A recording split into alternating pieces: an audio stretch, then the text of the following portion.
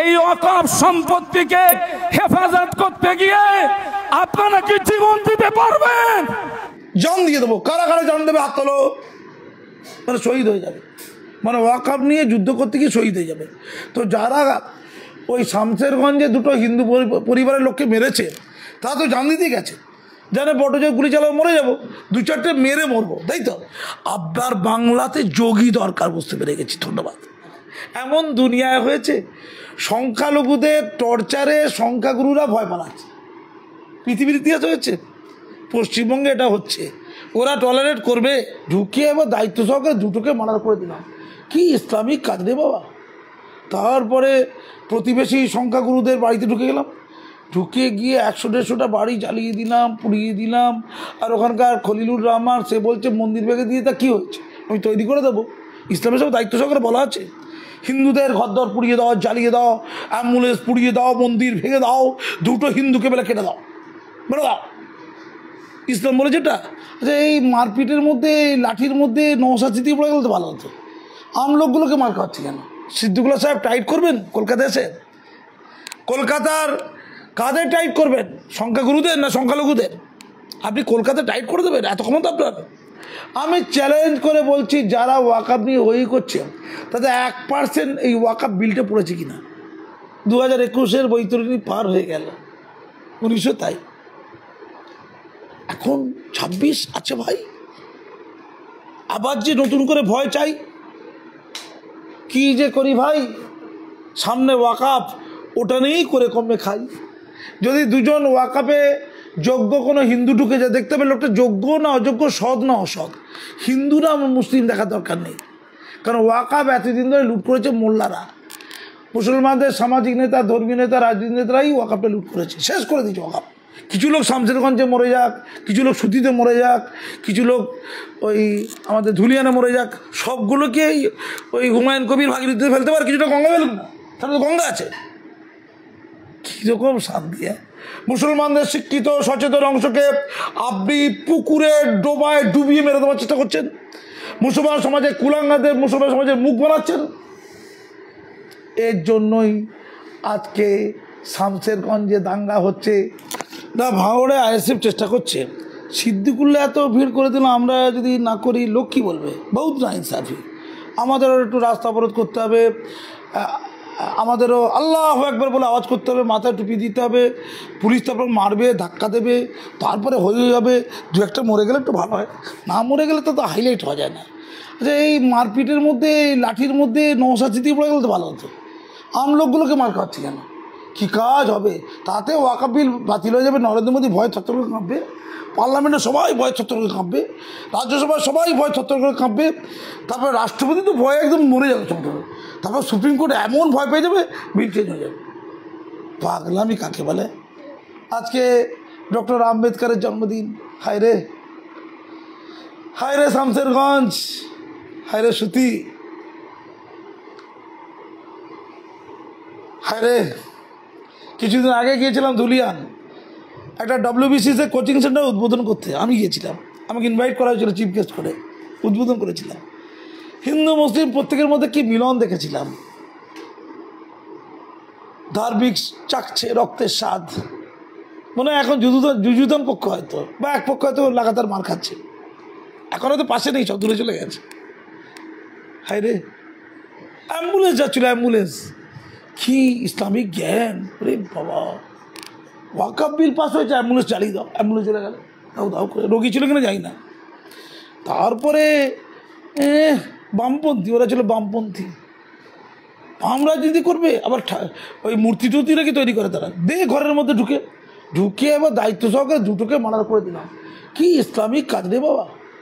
তারপরে প্রতিবেশী সংখ্যাগুরুদের বাড়িতে ঢুকে গেলাম, ঢুকে গিয়ে 100-150টা বাড়ি জ্বালিয়ে দিলাম, পুড়িয়ে দিলাম। আর ওখানকার খলিলুর রহমান সে বলছে মন্দির ভেঙে দিয়ে তা কী হয়েছে, আমি তৈরি করে দেবো।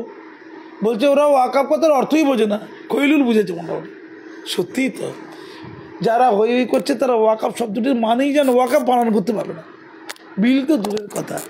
আমি চ্যালেঞ্জ করে বলছি, যারা ওয়াকফ নিয়ে হই করছে তাতে 1% এই ওয়াকফ বিলটা পড়েছে কিনা, কিচ্ছু জানে না। তাহলে মুখ্যমন্ত্রী বলছে বাংলায় ওয়াকফ আইন জারি হবে না, ওয়াকফ বিল জারি হবে না। ভয় দিদির ভয় লাগছে, ভয়টা দরকার। এই যে মুসলমানদের মধ্যে ভয়, ওটাকে ভোটের বাক্সে ঢুকিয়ে দাও। চি 300 কোটি টাকার রেলের সম্পত্তি পুড়িয়ে দিয়েছি, চি ভয় দেখানোর চেষ্টা হয়েছে। 2021-এর বৈতরণী পার হয়ে গেল, 1900 তাই, এখন 26 আছে ভাই। আবার যে নতুন করে ভয় চাই, কি যে করি ভাই, সামনে ওয়াকাফ, ওটা নিয়েই করে কমে খাই। নওশাদ সিদ্দিকী বলছেন যে মুখ্যমন্ত্রী বলছেন এ রাজ্যে নতুন ওয়াকাফ আইন লাগু হবে না। আমরাও তো তাই চাইছি, লাগু না হোক। তার জন্য আমরা শিয়ালদায় সমাবেশ আয়োজন করছি। তাহলে সেখানে পুলিশ যেতে কর্মীদের বাধা দিচ্ছে কেন? শুধু কি তৃণমূলই মিটিং মিছিল? সেটা তো মুখ্যমন্ত্রীর সাথে পার্সোনাল 1 ঘন্টার একটা বৈঠক করতে পারে। আগে তো 8 ঘন্টার বৈঠক করেছে, একদম সব টাকা পয়সা খুলে দিয়েছে। আমি নওশাদকে বলি, ডিএম নাকি না পঞ্চায়েত নাকি কারো নাকি টাকা ছাড়ছে না, তো এটা বলার জন্য তো মুখ্যমন্ত্রী একটা ফোনই যথেষ্ট। 8 ঘন্টা বৈঠক করতে হবে? তারপরে দিদি ইফতার পার্টিতে গেলেন, পুরুষদের সাথে বসলেন, পূর্বশরীফে মহিলাদের সাথে বসবেন না। উনি একমাত্র মহিলা যাকে রেজ্জাক মোল্লাই ওই শাড়ি পরা হিটলার বলেছিল। রেজ্জাক মোল্লা কী বলেছিল? শাড়ি পরা হিটলার। তিনি শুধু পুরুষদের সাথে ওয়াকাফ খাবে, এই ইফতার পার্টিতে ইফতার খাবেন। ওই পীরজাদাদের যে বউরা আছে, একগাদা বউ, তাদের সাথে খাওয়া যাবে না। তো নওশাদের সাথে বৈঠকের পরেই তো ওটা হলো। তো নওশাদ একটা কাজ করতে পারে তো, এই যে কী সব বলছে না, এই যে সব কী বিক্ষোভ টিক্ষোভ না করে দিদির কাছে বসে বললেই তো হয়ে যায়। সত্যি কম্পিটিশান হচ্ছে, কম্পিটিশান। কত দায়িত্ব সহকারে দিদি ধন্যবাদ দিল, দেখলো যে মোল্লাটার কত ক্ষমতা। কার? ওই তহাসির দিকে না, ওই কী নাম, সিদ্দিকুল্লাহ। সে এত বড় মিছিল করেছে, তারপরে দিদি ওয়েলকাম করেছে। কলকাতা স্তব্ধ করে দেবে। তারপরে করেছে তো গেরুয়া পতাকা নামিয়ে দিয়েছে তো। গেরুয়া পতাকা পশ্চিমবঙ্গের দিদিরা যাতে শুধু সবুজ পতাকা উঠবে, চারতারা উঠতে পারে। ও তো সবুজ পতাকা চারতারা ছিল তো, সবুজ জামাকাপড় পরেছিল। আল্লাহ আকবার বলেছে ভাঙড়ে। মাথা টুপি দিয়ে যারা চুরি টাকা দিয়ে চিটিংবাজি করে, তারা মাথা টুপি দিয়ে, আজকের দিনে মাথা টুপি দিতে হয়, আল্লাহকে বলতে হয়। কি ইসলাম! ওরে বাবা, ইসলামের সব দায়িত্ব সহকারে বলা আছে। হিন্দুদের ঘরদর পুড়িয়ে দাও, জ্বালিয়ে দাও, অ্যাম্বুলেন্স পুড়িয়ে দাও, মন্দির ভেঙে দাও, 2টো হিন্দুকে বেলা কেটে দাও, বলে দাও। ইসলাম বলেছে এটা? হায় রে কোরআন, হায় রে আল্লাহ পাক, হায় রে ইসলাম! এত বড় ইসলামের অবমাননার হতে পারে না। আমাদের প্রিয় নবী হযরত মুহাম্মদ সাল্লাল্লাহু আলাইহি ওয়াসাল্লামের কাছে আমি হাত জোড় করে বলছি, এদের ক্ষমা করো, আল্লাহর কাছে এদের জন্য দোয়া করুন। আপনার আত্মার কাছে এই কামনা করছি। এরা কবে মানুষ হবে? এরা দুধের গাই হয়ে থাকবে। দিল্লিতে গরু খুঁজছে, এদের এখনো গরু খুঁজছে। দিল্লিতে গরুদের মূল্য নেই, এদের তো দুধের গাই মূল্য আছে, দুধ দেয়। এরা দিল্লিতে গরুগুলো খুঁজছে, ওরা দুধ দেয় না, কিন্তু ওরা রিটায়ার হয়ে গেছে, বৃদ্ধ গরু। ওই দিল্লির মুখ্যমন্ত্রী রেখা দেবে ওই গরুগুলোকে সরাচ্ছিল, তারা ডাগলও করতে পারছে না, বয়স হয়ে গেছে বলে দুধও দেয় না। কিন্তু আমাদের কলকাতার রাস্তায় আর শামশেরগঞ্জের রাস্তায় কিন্তু অনেক গরু দেখতে পাচ্ছি, তারা কিন্তু দুধ দেয়, ভোট দেয়। দুধ মানে ভোট, এই তো ডিফারেন্স, এই দুটো গরুর মধ্যে ডিফারেন্স। এটা দিল্লির দুধের গাই, দুধহীন গাই, দিল্লির দুধহীন গাই আর পশ্চিমবঙ্গের দুধের গাই, এই দুটোর মধ্যে এইটুকু মিল আছে ভাই। আমি পরিষ্কার বলছি, ওয়াকাফ বিলে হয়েছেটা কি? আচ্ছা প্রথমত বলি, যারা খুন করলো, হ্যাঁ ইজাজও মারা গেছে, তো ইজাজও মারা গেছে, বাচ্চা ছেলে 16 বছর বয়সে, তো জানে না কিচ্ছু। সে হয়তো গিয়েছিল, রাস্তা পার করছিল, অথবা বিক্ষোভে ছিল, গুলি চালিয়েছে, মারা গেছে। আরও 4 জনকে তো গুলি দিয়ে এখন গুলিতে আহত হয়েছে। মানে অনেকগুলো লাশ দরকার নাকি? এই কতগুলো লাশ পড়লে আপনারা শান্তি পাবেন বলুন? এবার রাজ্যের কোণে কোণে এইসব হবে, চাইছে তো কে? উস্কানি দিচ্ছে তো। শওকত মোল্লা কি শান্তির প্রতীক বাবা, বিরাট শান্তি। রামনবমীতে উনি হেঁটেছেন, রামের বার্তা শুনেছেন, রামের বার্তা শুনে উনি অনেক উদারতা শিখেছেন। ওনার মধ্যে মানবতাবোধ জাগ্রত হয়েছে, ওনার মধ্যে ধর্মীয় সহিষ্ণুতার এক গভীরতম আবহের উদ্গীরণ ঘটেছে। উনি আজ দেবতুল্য, উনি আজ পবিত্র, ধৌত, পরিশুদ্ধ। শুধু এই নওশাদটা খারাপ। নওশাদ ওরা কারা যারা লাঠি খাচ্ছে? ওরা যে লাঠি খাবে তো জানা ছিল, ওরা গুলি খায়নি। মেয়ে তারা নামক খায়, আপ গলি খাও, এটা হয়নি কেন? ও বিএসএফ নেই বুঝি, ও রাজ্য পুলিশ বলে লাঠি মারছে, শুধু সরিয়ে দিচ্ছে, বিএসএফ বলে গুলি চালিয়ে দেবে, রাস্তা অবরোধ করবে কেন? কারণ রাস্তা অবরোধ করে কী হবে? সুপ্রিম কোর্টে আইন হয়ে যাবে?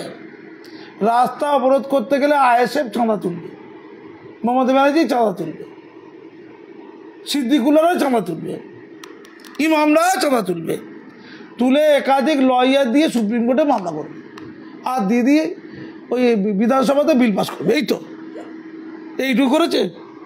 সিএ এর সময় করেছে, বরঞ্চ ভোট দেয়নি, 8 জন আমার দিদির এমপি ভোট দেয়নি।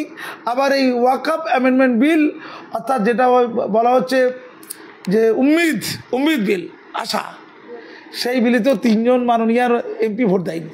কেন ভোট দেয়নি? রামনবমী তো হাঁটে, আর ওয়াকফে ভোট দেয় না, ওয়াকফ যায় লাটে। আমার পরিষ্কার বক্তব্য, এই ওয়াকফ অ্যামেন্ডমেন্ট বিলটার কপি আমার কাছে আছে, বাংলায় অনুবাদ করা হয়েছে কপিটাকে।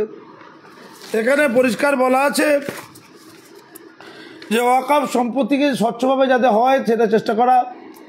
এখানে বলা আছে যে যে আমাদের যে আইন, যে 2 জন, মানে যেটারই বিতর্ক হচ্ছে আর কি, যে 2 জন অমুসলমান সদস্য থাকবে। সেন্ট্রাল ওয়াকফ বোর্ডে 22 জন সদস্য, তার মধ্যে 2 জন অমুসলমান সদস্য থাকলে কী এমন ক্ষতি হয়ে যাবে? সুপ্রিম কোর্টের প্রধান বিচারপতি হতে পারে অমুসলমান, আবার মুসলমান হতে পারে, হেদায়েতুল্লাহর মতো লোক থাকতে পারে। সুপ্রিম কোর্টে হাইকোর্টে বিচারকরা অমুসলমান, তারা মুসলমানদের ন্যায় দেওয়ার জন্য লড়াই করে না।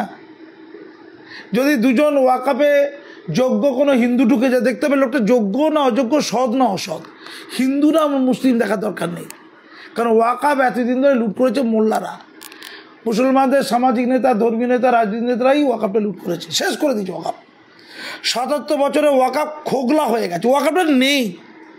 তারপর তো বিলের গল্প। আর সংশোধনী আজকে হয়নি, বারে সংশোধনী হয়েছে।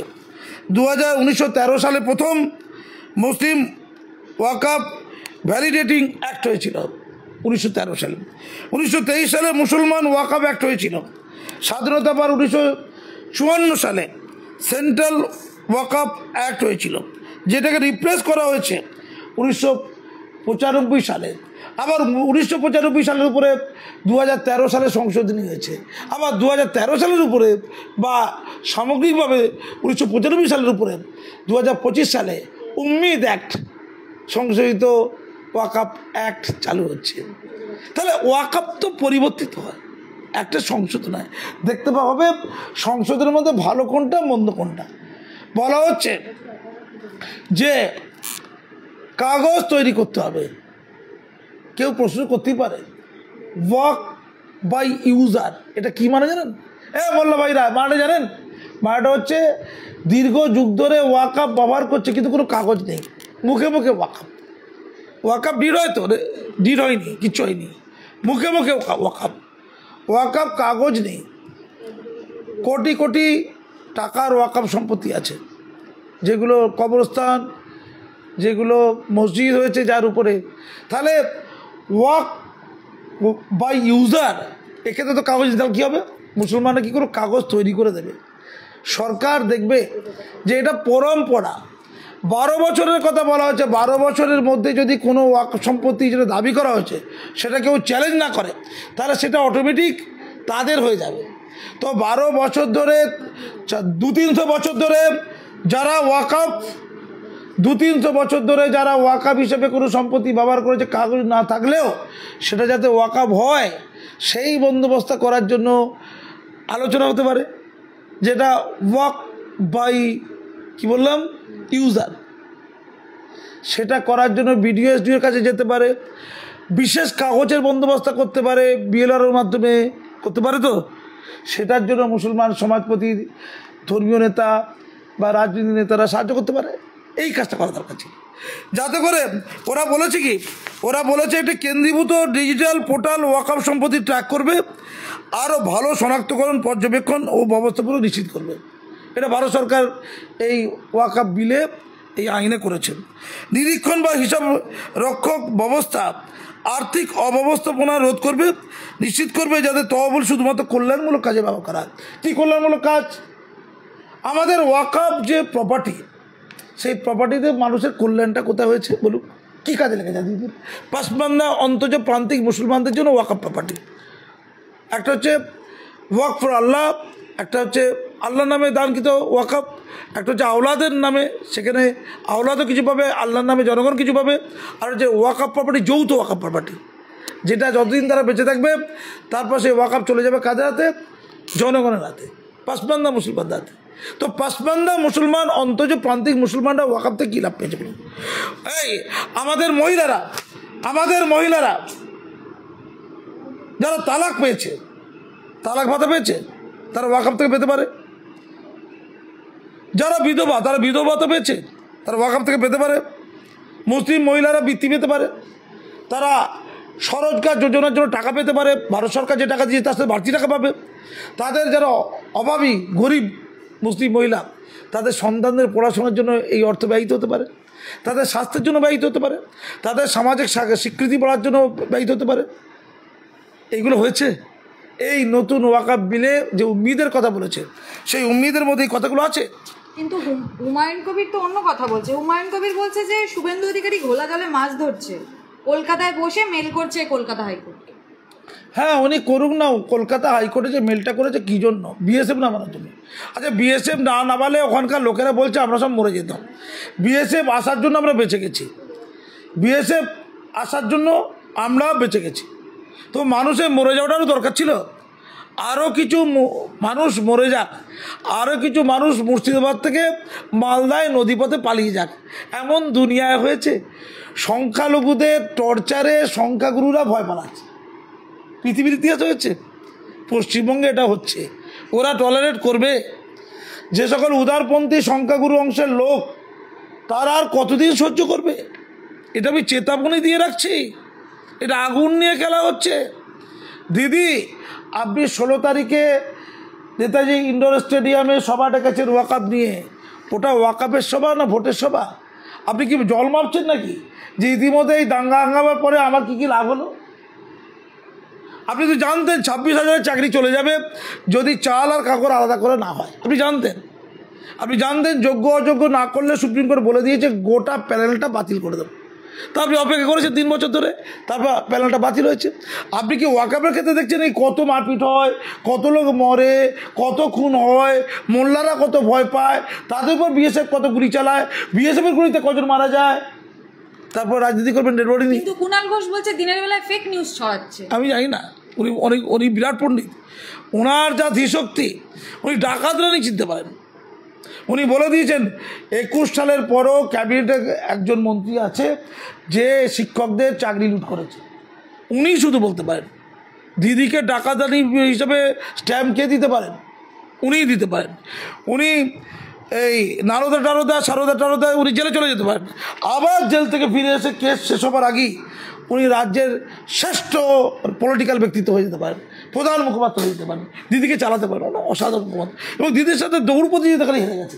শুধু স্পেনে দৌড় প্রতিযোগিতা দিদির কাছে হেরে গেছে এবং লন্ডনে দৌড় প্রতিযোগিতা দিদির কাছে হেরে গেছে। এই 2 জায়গায় পরাস্ত হয়েছে, বাকি সব জায়গায় উনি জয়লাভ করেছে। আমি ওনার কথা ছাড়ুন, আমার বক্তব্য হচ্ছে এই যে যেটা হবে 16ই এপ্রিল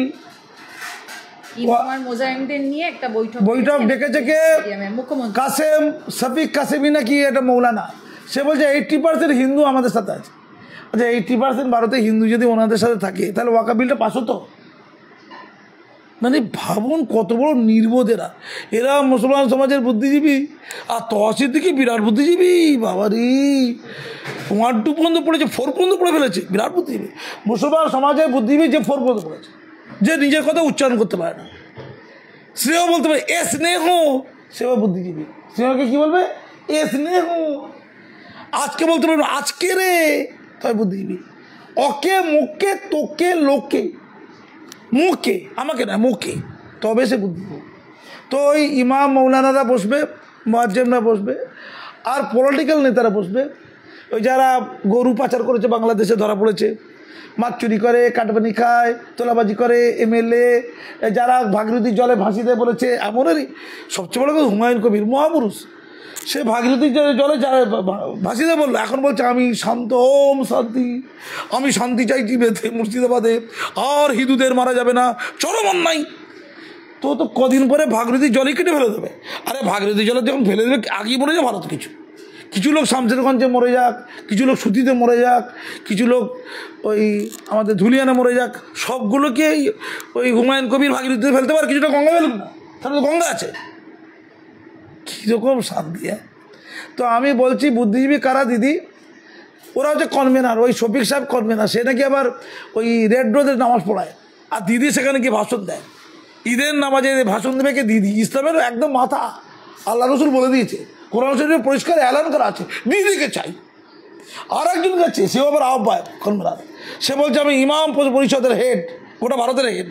সে আসলে ইমামই নয়, আমি জানি। চ্যালেঞ্জ করছি দিদিকে, সে টিভি চ্যানেলে, এগিয়ে থাকা টিভি চ্যানেলে বসে বসে ইমাম নয়, সে কোনো মসজিদে নামাজই পড়ে না। মসজিদে যারা নামাজ পড়ে না তাদেরকে ইমাম বলে দেয়। সে পৃথিবীর কোনো মসজিদের জীবনে নামাজ পড়ায়নি, ইমামতি করেনি, সে ইমাম। মানে একজনকে নিয়ে ইমাম সংগঠন, মানে 4টে ইমাম জড়ো হয়ে গেলে একটা ইমাম পরিষদ তৈরি হয়ে যাবে।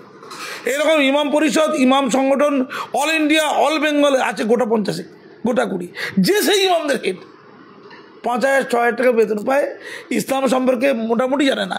খুব কম ইমাম আছে যে ইসলাম সম্পর্কে ABCD জানে। হায় দুর্ভাগ্য!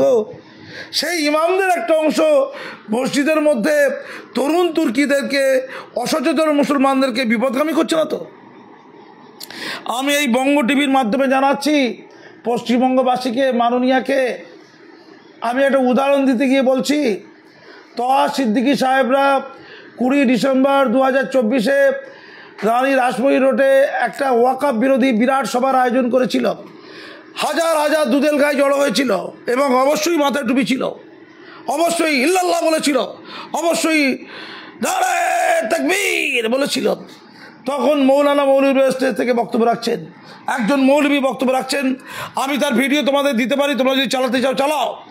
সে বলছে আল্লাহর ওয়াকফ সম্পত্তি নরেন্দ্র মোদীরা লুটে নিয়ে আম্বানি আর আদানিকে দেবে।